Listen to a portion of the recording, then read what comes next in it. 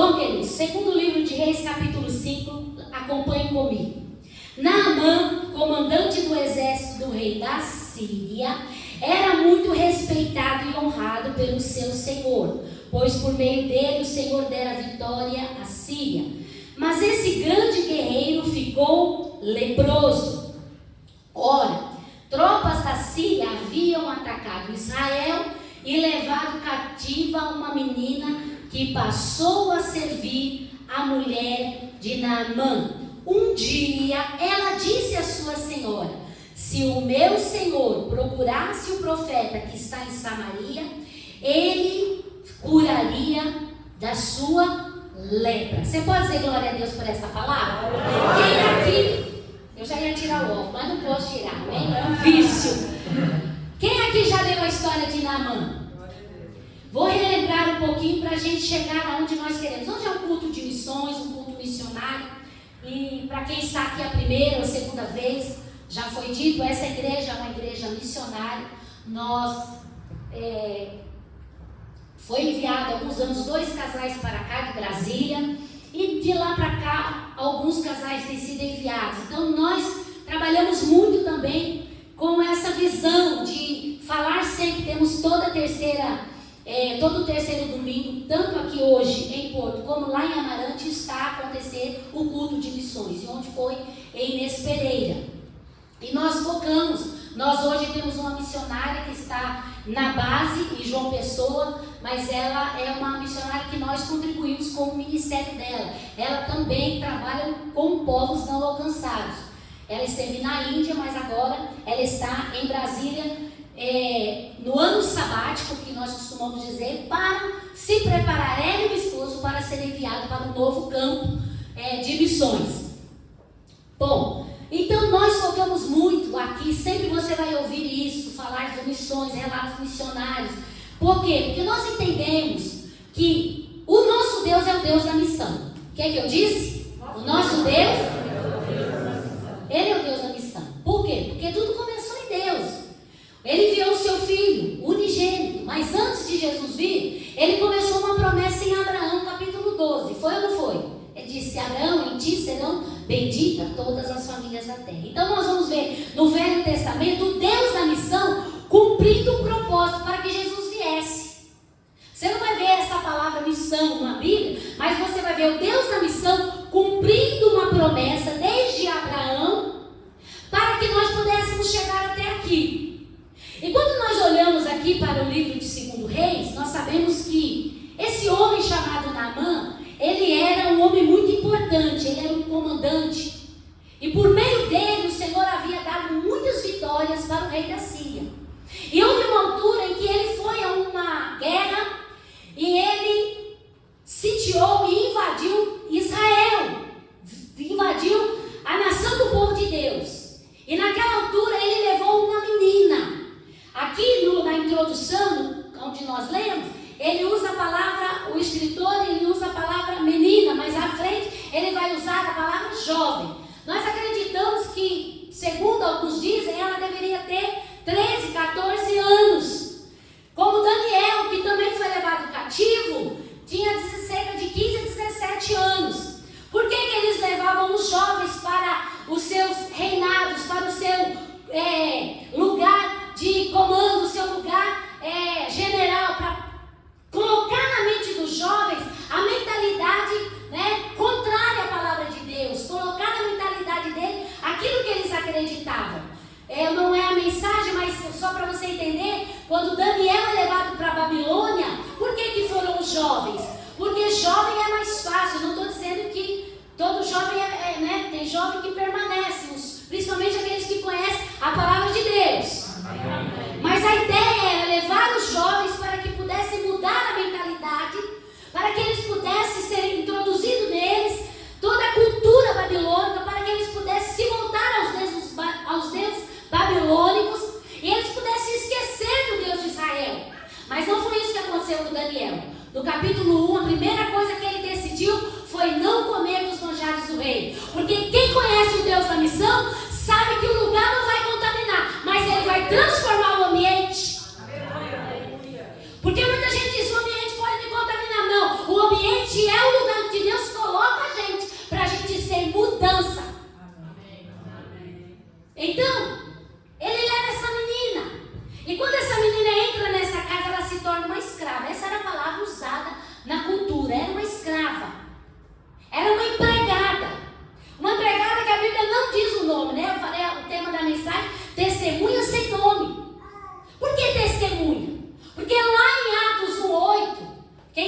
comigo vai falar desse versículo. O que o Senhor falou para os discípulos? Mas recebereis poder ao descer sobre vós o Espírito Santo, e sereis testemunhas, tanto Jerusalém, Judeia, Samaria e até os confins da terra. O papel meu e teu como filhos de Deus para cumprir a missão é ser testemunha de Jesus. E eu quero aqui nessa introdução dizer para você que nós estamos desconstruindo a ideia de que muitas pessoas estão assentadas na igreja e têm a ideia de que elas não fazem parte da missão. Elas estão dizendo, não, a missão está na vida da pastora, do evangelista, porque eles estão na frente da igreja. Mas quando a gente olha para Marcos 16:15, o Senhor não falou, vai os missionários, vão os evangelistas, vão os diáconos, não, a palavra está ali no imperativo, ide, e é uma ordem para todo aquele que crê.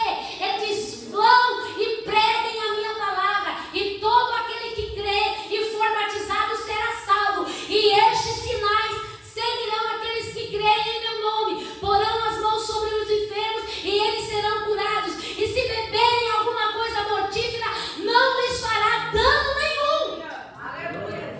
Essa é a ordem para mim e para você, porque você pode não ser um missionário enviado, que significa até a palavra apóstolo, biblicamente quer dizer um enviado. Você pode não ser como no caso eu, o Senhor me deu a oportunidade de ser enviada de Brasília para estar aqui, como outros estão enviados em outro lugar. Mas você não deixa de estar, você não pode deixar de entender que você faz parte da missão, que você é um missionário aonde você mora, aonde você trabalha, aonde você compra carne, aonde você compra suas compras, aonde você estiver e aonde você andar, você tem a responsabilidade. Eu tenho a responsabilidade de cumprir a minha missão. E as pessoas, queridas, elas estão olhando para nós, porque nós somos, a Bíblia diz, Paulo vai dizer, o mundo olha para nós com expectativa, até a natureza geme para que os filhos de Deus se manifestem. Sabe o que Deus quer de mim e de você nessa manhã? Porque até a natureza está gemendo. Quando você vê algumas coisas acontecendo até na natureza, Paulo vai dizer isso, ela está gemendo para que os filhos de Deus se manifestem. Fazendo o quê? Pregando o Deus da missão, falando sobre Jesus. Não é falando sobre você, não é falando sobre a placa da igreja, é falando sobre o Deus que veio encarnado, que se esvaziou, que tomou forma de servo e que morreu numa cruz, mas que a Bíblia diz que Deus deu a ele um nome que está acima de todo nome, para que todo joelho se dobre, tanto no céu como na terra e debaixo da terra. E para que os homens se dobrem e se rendam a Jesus, eu e você somos os responsáveis, queridos.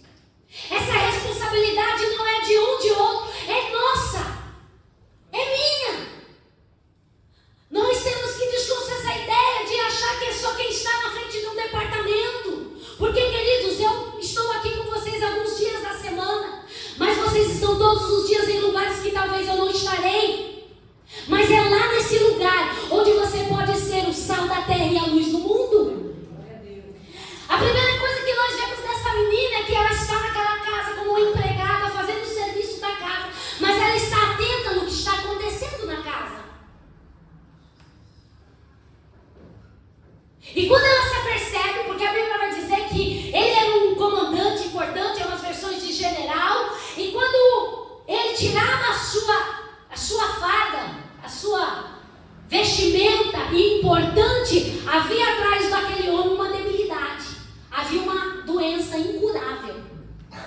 E aquela menina que não tem nome, ela começa então a testemunhar. Sabe, queridos, nós estamos vendo num tempo em que muitas pessoas não aproveitam as oportunidades para testemunhar. E aquela menina poderia tomar um posicionamento diferenciado, poderia estar naquela casa e pensar, agora é a minha vez de se vingar. Agora é a minha vez de se calar. Agora eu vou ver esse homem que me trouxe para cá, cativa. Porque pensa, irmãos, você tirar do conforto da casa, do ambiente de família, uma adolescente. Pensa você tirar do contexto de família, do contexto de segurança, de ambiente de casa, de você estar na sua nação. Uma coisa é quando você decide viajar ou mudar para um país, outra coisa é quando você é tirado do seu ambiente de forma violenta. Os traumas que havia na cabeça daquela menina, ela poderia tomar outra posição e dizer: não, agora é a minha vez, agora eu vou ver esse homem morrendo de pouco a pouco.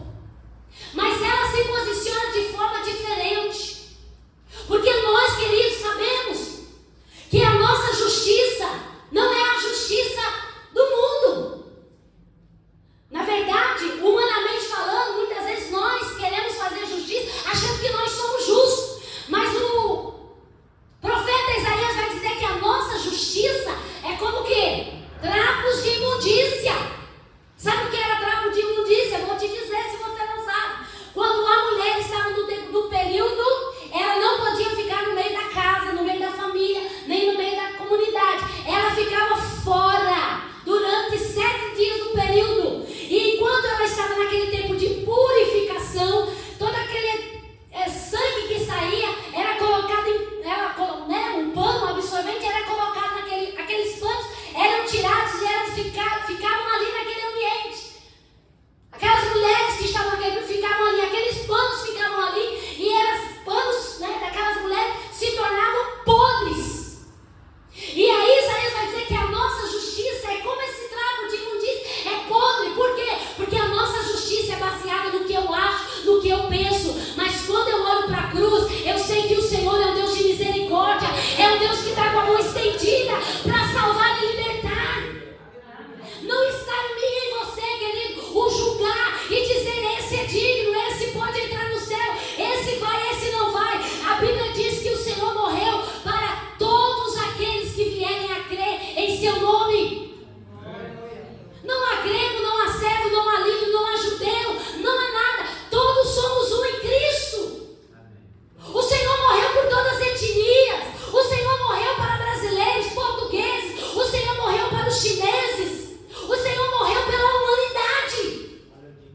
E muitas vezes há em nós o preconceito de olhar para as pessoas. Eu não estou dizendo que a gente se vai conformar com o pecado e aceitar, não. Porque quem transforma é a palavra. E o Senhor diz: vinde a mim todos. Ele não falou: vinde a mim quem já está bom. Porque Ele mesmo disse: eu não vim para quem está curado, eu vim para quem está doente. E nós estávamos doentes nas nossas chagas, nos nossos pecados que nos separavam de Deus. Mas Jesus, Ele se esvaziou. Jesus, Ele se rendeu.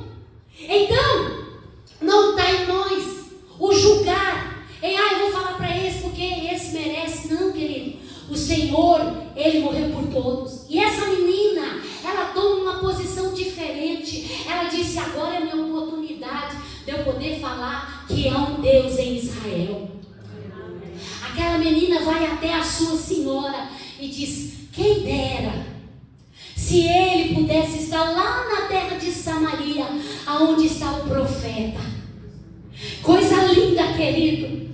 Eu quero te dizer, querido, se alguém chegar até mim ou até você, talvez essa doença aqui é uma doença física, mas quantas pessoas têm chegado a nós, não somente por causa da doença física, mas por conta de doenças espirituais, por conta de estar longe de Deus.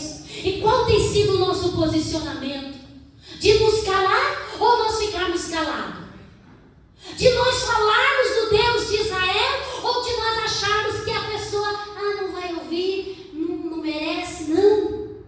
Abra a tua boca e não te cales. Foi isso que Deus falou para Paulo. Paulo, tenho muito povo nessa cidade. Foi ou não foi quando o Senhor deu uma visão para Paulo? O Senhor falou para ele: Paulo, eu tenho muito povo nessa cidade. E eu quero profetizar nessa manhã: tem muito povo nessa cidade para Deus salvar, queridos. Qual tem sido, querido, o nosso impacto? Qual tem sido o nosso posicionamento? Eu estou dizendo essa palavra para mim, querido. Eu não prego para você não. Essa palavra corta a primeira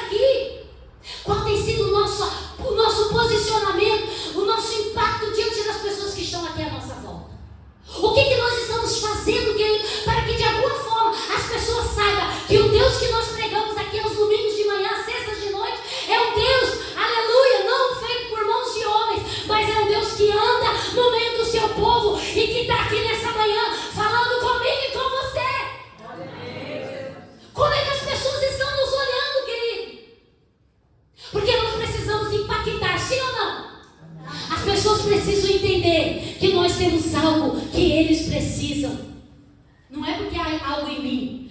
O que está em mim é Jesus. Por isso que Paulo vai dizer, o vaso é de barro, mas a excelência que está dentro, ela proclama que Jesus é o Senhor. Aquela menina, ela diz, quem dera que ele estivesse em Samaria. Porque há muito, eu entendo assim, né, conjecturando, ela diz, há muito que ele estava curado.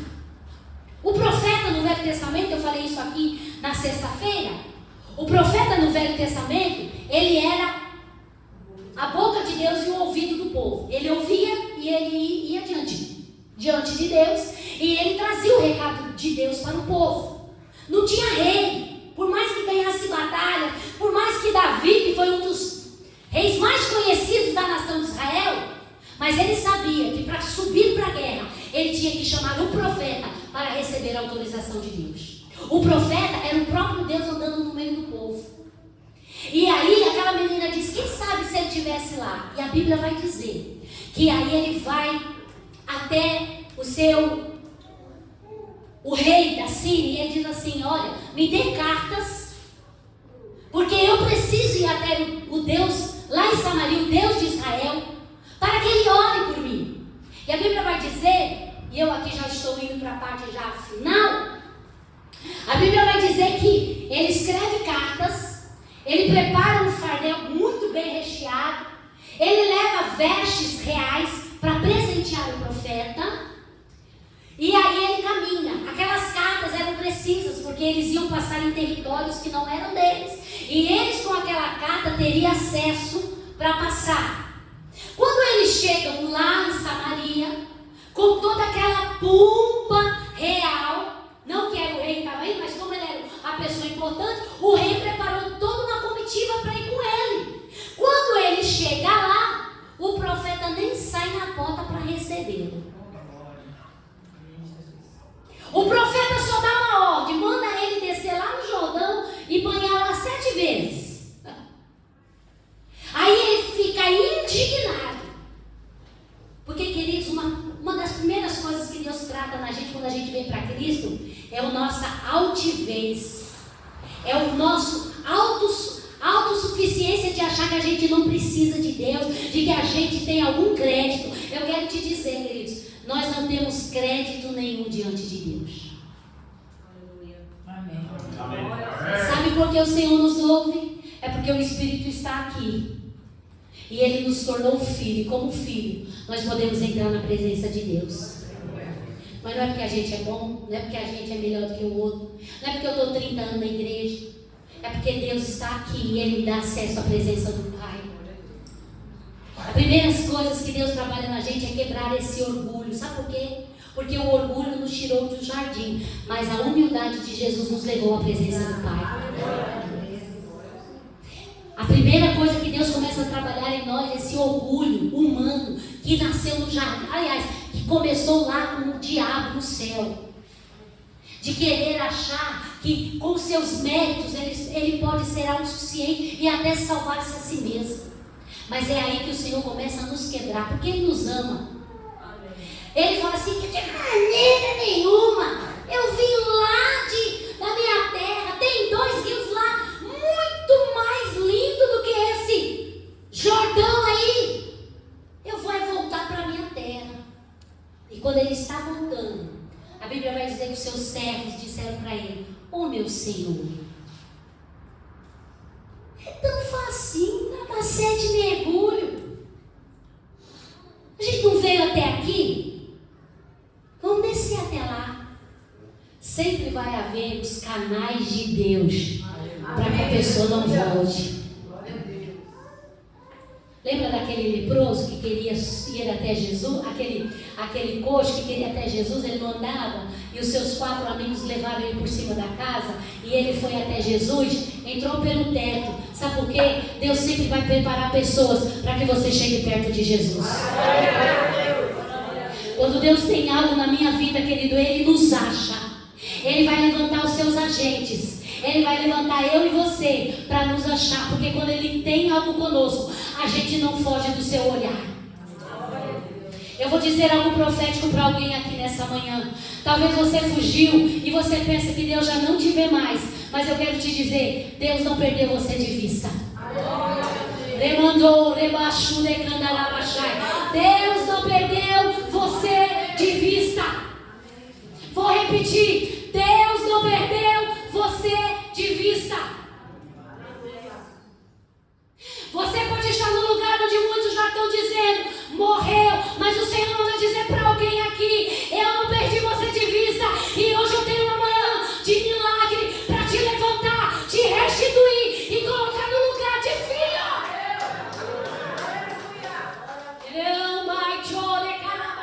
Deus está neste lugar nessa manhã.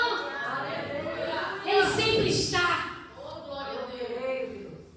Ele desce, mergulha uma, mergulha duas, mergulha 3, 4, nada. Mas quando é na 7ª vez e ele sobe, a Bíblia vai dizer que a sua carne se tornou limpa como a de bebê. Não é bebê não, é bebê. Se tornou como bebê. E ele volta para o profeta. E eu queria só lembrar algo que eu não mencionei, que me fugiu. Quando ele chega, o profeta não recebe e ele começa a dizer, eu tenho aqui capas para lhe dar, vestes. As vestes eram de reais, eram para festas. Quando houvesse festa, havia roupas específicas para ocasiões específicas. Na África tem muito disso, existem roupas próprias para determinadas festas. Ele diz, eu tenho aqui, o profeta diz assim, eu não quero o teu dinheiro, eu não quero o teu presente. Sabe por quê? Porque a salvação é de graça. Amém.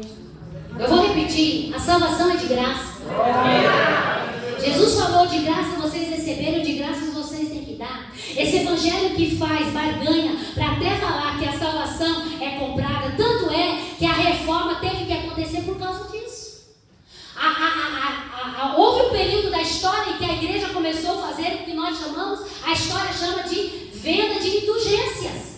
As pessoas ricas compravam um pedaço de papel e aquele papel garantia que quando elas morressem aqui, elas iam ter um lugar no céu.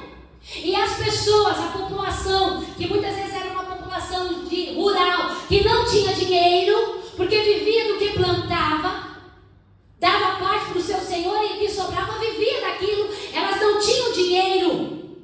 E elas começaram a ser excomungadas. Elas eram começadas a vistas como pessoas indiferentes, sem direito de estar no céu.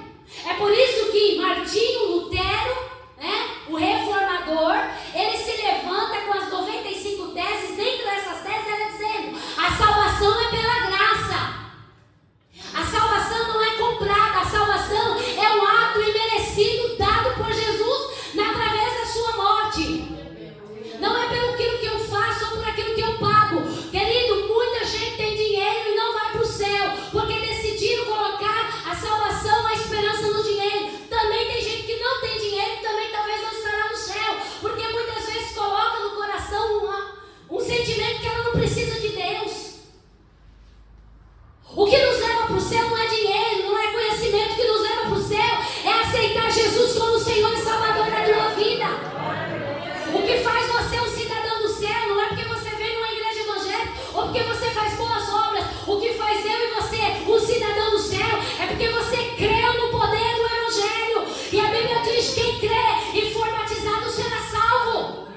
A salvação não está em conhecer a Bíblia, porque tem gente que não é crente e já leu a Bíblia às vezes mais do que gente que está na igreja. Mas eu quero te dizer que não é por ler, não é por mérito, é pela graça. Aleluia! Aleluia! Não é porque a gente faz boa obra, porque a gente é bonzinho, não, porque a gente tem uma natureza caída, propensa para julgar, para apontar, para dizer merece, não merece, é bom, não é. Mas é o Senhor quem te conhece, é o Senhor que nos conhece. E eu quero te dizer, não foi eu que escolhi a Ele e nem você, mas Ele nos escolheu a nós e nos nomeou e nos deu o direito de sermos chamados filhos de Deus. Tem filho de Deus aqui nessa manhã? Eu vou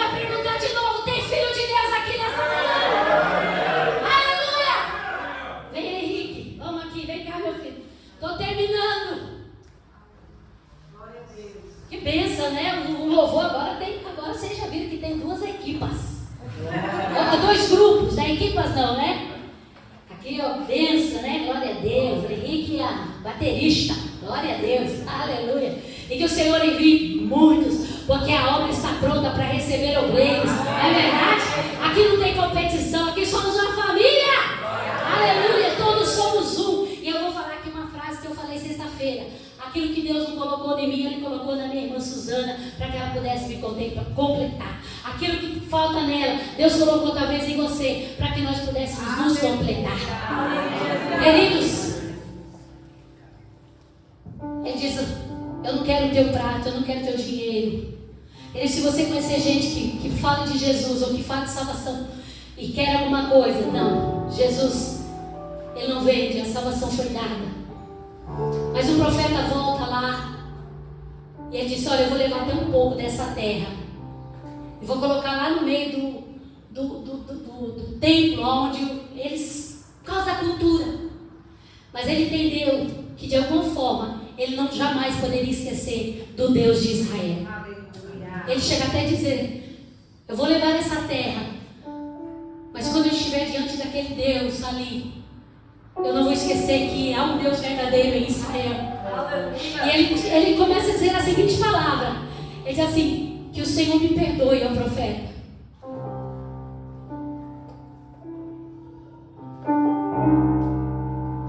Ele volta. E quando ele está indo no meio do caminho, Geazi, o moço, falou: rapaz, eu não vou perder essa oportunidade não. Eliseu não quis nada. Que é isso? Vai atrás, manda parar. Quando Naamã para e disse: o que aconteceu? O rei mandou me chamar novamente? Aconteceu alguma coisa? Ele falou assim: não. Aí ele inventou uma mentira e falou assim: olha, o rei mandou eu vir até aqui. Nem o rei falou nada, mas ele falou assim: o rei mandou eu vir aqui para que você pudesse dar uma parte aí desse presente, que na verdade ele não quis aquela hora, porque apareceu dois rapazes aí no meio do caminho, dois profetas, porque naquela altura tinha escola dos profetas. Apareceu aí uns jovens, eles estão precisando de socorro, estão precisando de auxílio. Aí você dá isso aí ele pega aquelas partes daquele presente e leva. Quando ele chega, o profeta Eliseu diz: por que você deixou o teu coração se corromper? A mesma lepra que estava nele vai vir para você. Porque as coisas de Deus é muito séria. E Deus não viola princípios. E um dos princípios de Deus é manifestar essa graça ao coração do homem, de forma que eu e você não compreendemos. Eu quero terminar nessa manhã. Seja uma testemunha como essa menina. Fale que há um Deus. Não fale da placa. Não estou dizendo aqui, queridos, de forma negativa dizer isso. Quando as pessoas perguntam: que igreja você congrega? Na verdade, essa seria a expressão correta. A igreja que eu congrego é a igreja tal.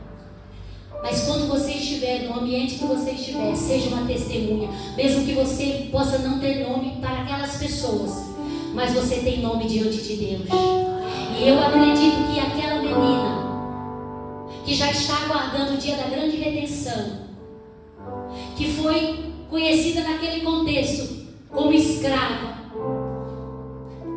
que foi tirada de forma brutal de todo um contexto familiar, com projetos de talvez querer fazer algo pela vida dela, agora tudo foi paralisado por causa de uma guerra. Mas ela entendeu que naquele momento, naquela altura, se ela não estivesse a fazer aquilo que poderia ser bom para ela, talvez os seus sonhos, os seus projetos, ela poderia viver o melhor de Deus, que era cumprir e fazer a obra no meio daquela casa. Que eu e você saiamos daqui nessa manhã, entendendo que nós somos como essa menina. Muitos lugares nós não teremos nome, e Deus não está interessado em que você e eu se preocupe com o nome, porque Deus está preocupado em que eu e você cumpra a missão. Amém. Sabe o que está acontecendo? Muita gente está usando da fragilidade e até mesmo da emoção das pessoas para vender a salvação, para manipular o público. Mas o Senhor, Ele não faz isso. Que eu e você, nessa manhã, saiamos daqui como testemunhas do Senhor, para manifestar. E mesmo que a gente não seja reconhecido, o nosso galardão está sendo guardado pelo Senhor. Cuidado em que muitas vezes nós, pela nossa natureza humana e caída, de querer fazer coisa por recompensa, de querer fazer coisa por aplauso, porque às vezes nós vamos passar uma história sem nome, mas lá no céu, em Apocalipse, diz que tem um livro onde todas as nossas obras estão sendo escritas, e haverá um dia em que muitos serão chamados sem nome, para mim e para você, mas receberão a coroa, porque o Senhor vai dizer para eles: vinde benditos de meu Pai, que eu possuí desde a eternidade. Cuidado em querer nome, cuidado em querer posicionamento, porque às vezes Deus vai colocar você numa condição como essa menina, como uma escrava, na lógica humana, mas você vai estar ali para cumprir uma missão extraordinária. Cuidado por querer estar em lugar onde as pessoas te veem, porque às vezes as pessoas não vão te ver, mas o Deus da missão vai fazer você o instrumento dele naquele lugar. Cuidado, cuidado, cuidado. Cuidemos-nos para que nós não venhamos cair nesse perigo de querer fazer, cumprir a missão só quando nós estamos em lugares vistos, conhecidos, onde as pessoas poderão nos aplaudir. Não, às vezes nós estaremos em lugares onde não nos conhecem, onde as pessoas até não vão dizer nada sobre isso, mas tem um Deus que está vendo tudo e Ele sabe como recompensar. Cumpramos a nossa missão, que nós possamos ser testemunhas. Muitos irmãos têm relatado, pode ficar de pé, igreja? Pode vir o louvor, por favor.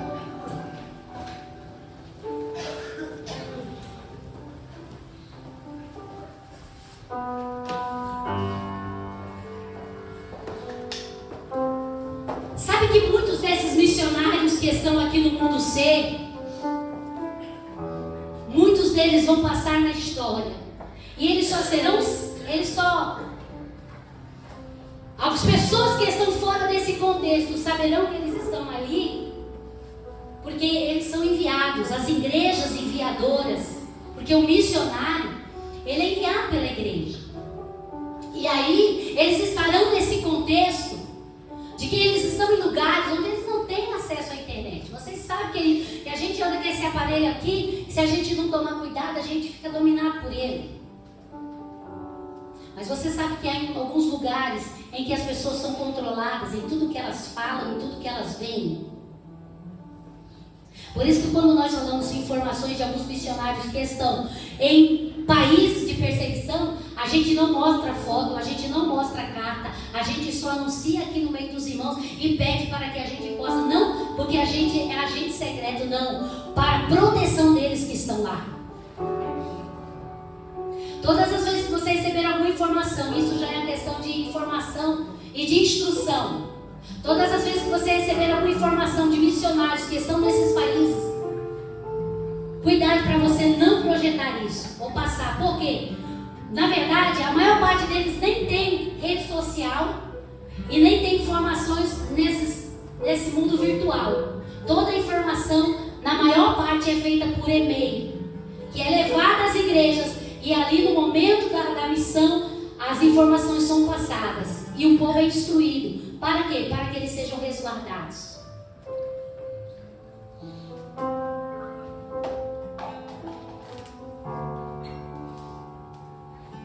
Que Deus, na sua infinita graça nessa manhã, que nós, querido, venhamos aproveitar as oportunidades.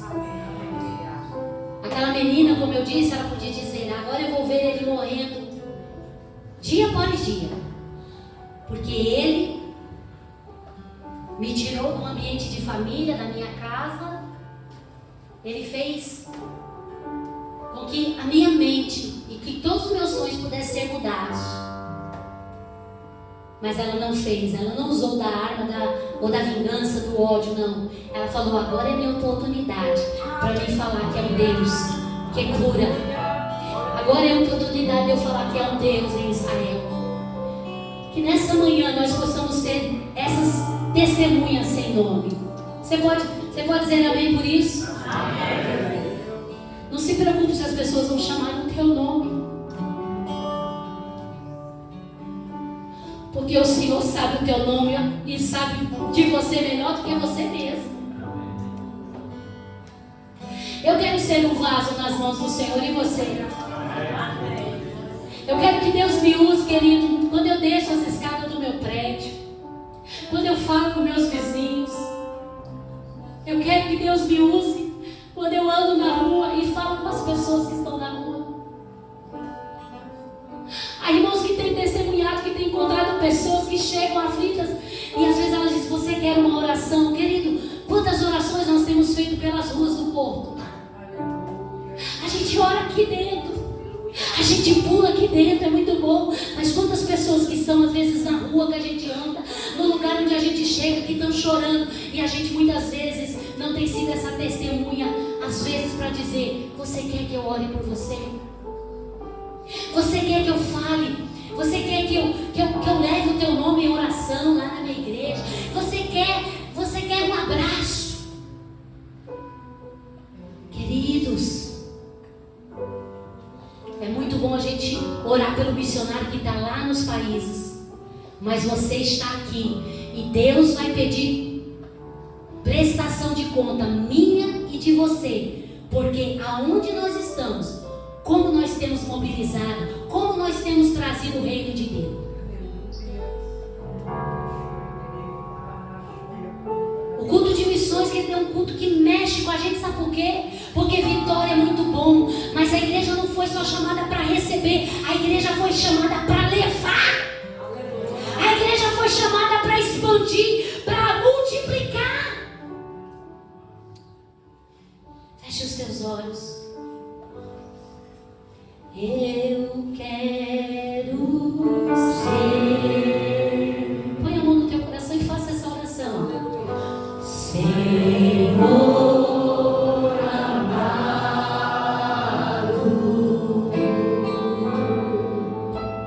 como vaso nas mãos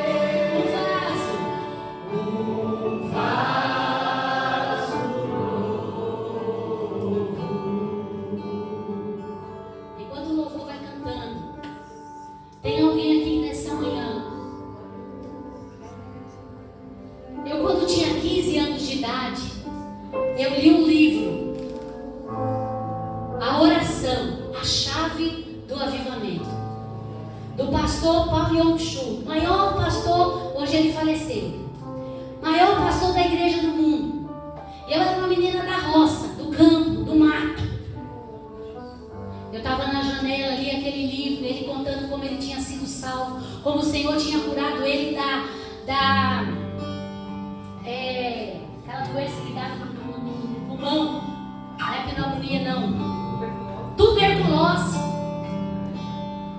E uma jovem enfermeira andando no hospital, o Senhor falou para ela: vai no quarto tal que tem alguém lá morrendo. E eu tenho uma grande obra na vida dele. Aquela missionária, enfermeira, porque a tua profissão pode ser a porta para você pregar.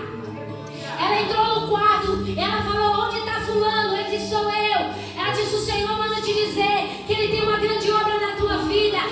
A história diz que ele foi curado daquela tuberculose.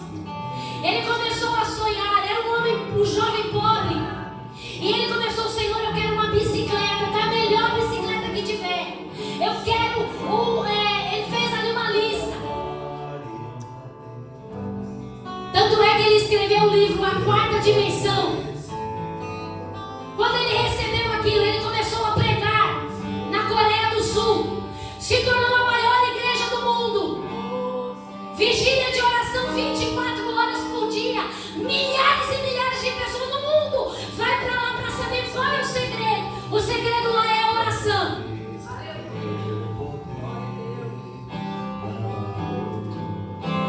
E quando eu li esse livro, eu disse: Senhor, eu também quero fazer parte dessa missão. E há alguém aqui nessa manhã que o Senhor está chamando para fazer parte dessa missão. Você que está aqui, Deus está te chamando. Pastora, todos nos são chamados? Sim, mas há pessoas que Deus tem um chamado específico e você precisa estar alinhado e posicionado nesse chamado. Eu quero convidar nessa manhã. Tem alguém aqui que quer ser uma testemunha? Eu quero. Quem mais quer? Mas tem pessoas aqui que o Senhor quer tocar na tua vida. Você quiser, vem aqui na frente.